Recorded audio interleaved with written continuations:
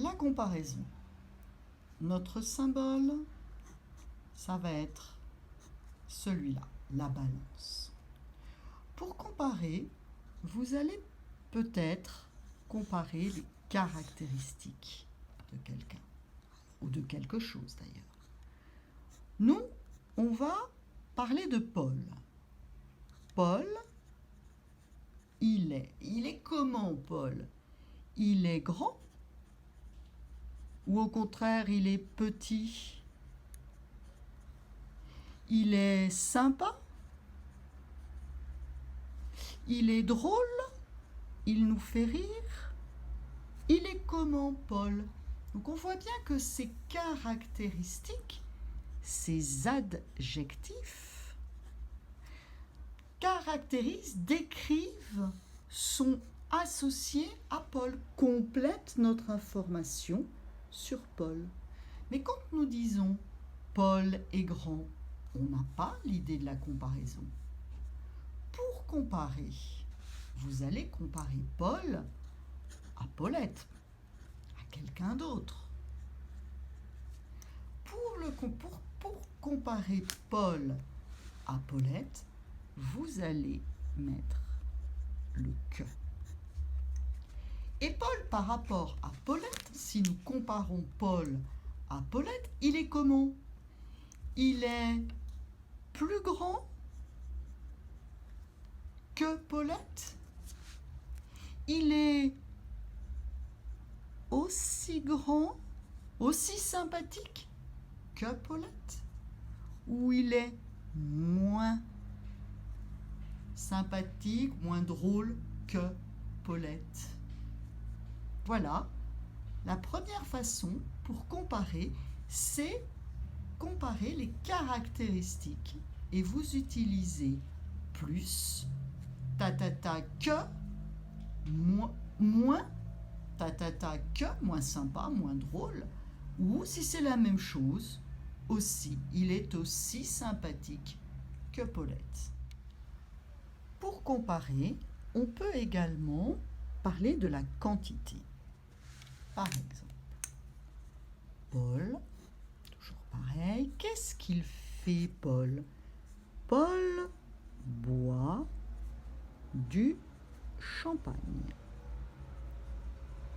Paul boit du champagne. Ici, vous reconnaissez le du. C'est un article, c'est un déterminant. Mais quand vous dites Paul boit du champagne, vous ne précisez pas la quantité.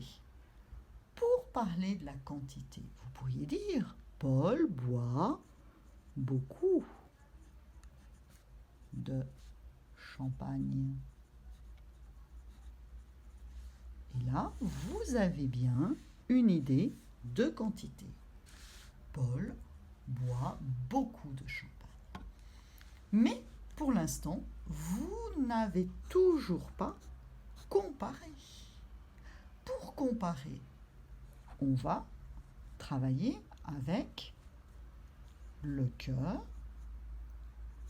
Et puis, bien évidemment, on va comparer Paul à Paulette.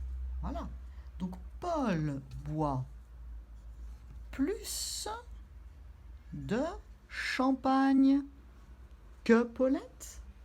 Il boit autant de champagne que Paulette. Ou il boit moins de champagne que Paulette.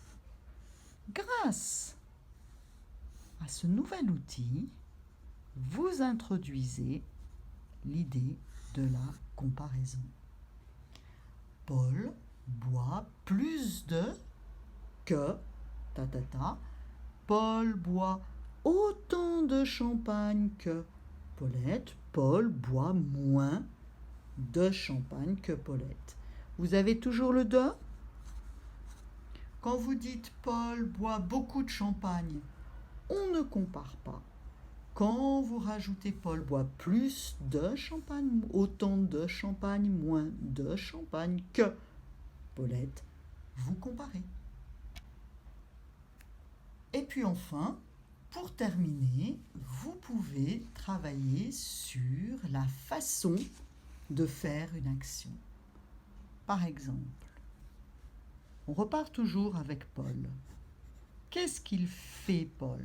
Bon, ok, il boit beaucoup de champagne, mais il mange aussi. Ça, c'est logique. Paul mange. Bon, très bien.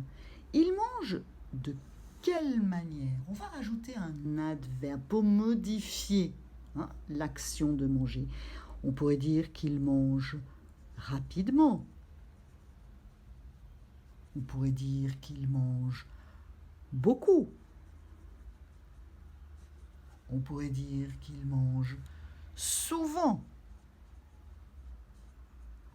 On ajoute un petit mot comme ça qui vient modifier l'action de manger. Paul mange, très bien. Il mange comment?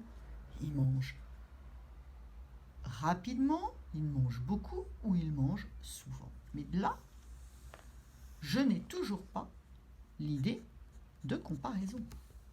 Si je veux comparer, je vais rajouter le que et puis on va comparer Paul, ce que fait Paul à ce que fait Paulette.